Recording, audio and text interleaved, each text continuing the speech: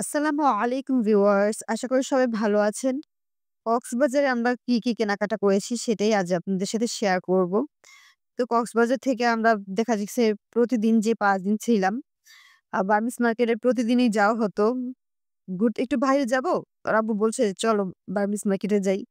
তো উনাকে আমি বলছিলাম, "আপনি কি শুধু বার্মিস মার্কেটে ঘুরানোর জন্য নিয়ে আসছেন?"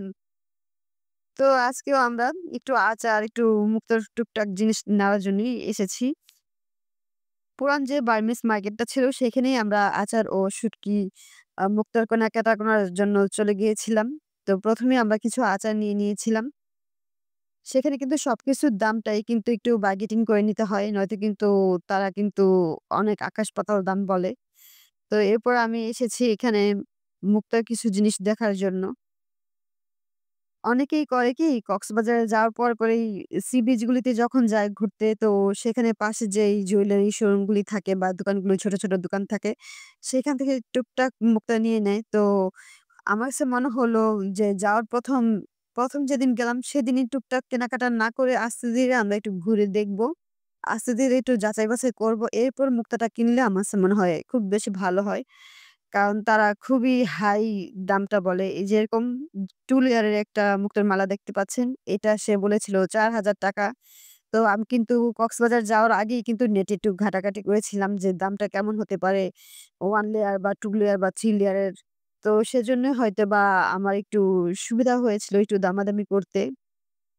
যেকোনো জিনিস যখন কেনাকাটা করবেন খেয়াল রাখবেন আপনি যে জিনিসটার দাম সঠিক জানেন না বা অনুমান করতে পারছেন না, আপনি যদি দোকানদারকে জিজ্ঞেস করেন, ওরা এমন সব দাম বলবে যে আপনার ওটা রেখেই চলে আসতে হবে। তো সেজন্য টুকটাক একটা প্রাইসের একটা আইডিয়া নিয়ে যাবেন যেন আপনারাও তার বিপরীতে কিছু বলতে পারেন।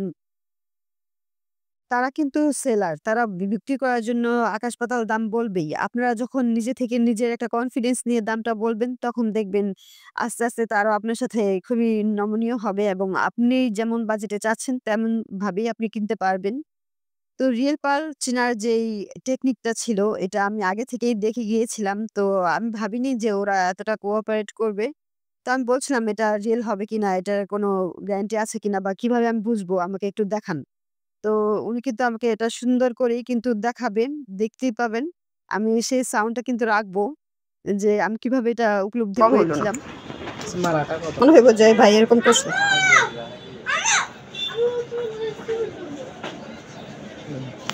হালকা দিও। উউ! হালকা জাম লাগে, হালকা দিও। অনেকেই দেখবেন এই টেস্টটা করার জন্য কিন্তু ধারালো নাইফ দিয়ে একটু ঘষে এবং উপরে থেকে আলগা একটা পাউডার উঠে এবং ওইভাবে কিন্তু টেস্টটা হয়। কিন্তু সমস্যা হচ্ছে আমার কাছে মনে হলো আ মুক্তোর শেপটা একটু নষ্ট হয়। সেজন্য আগুনটাই বেস্ট।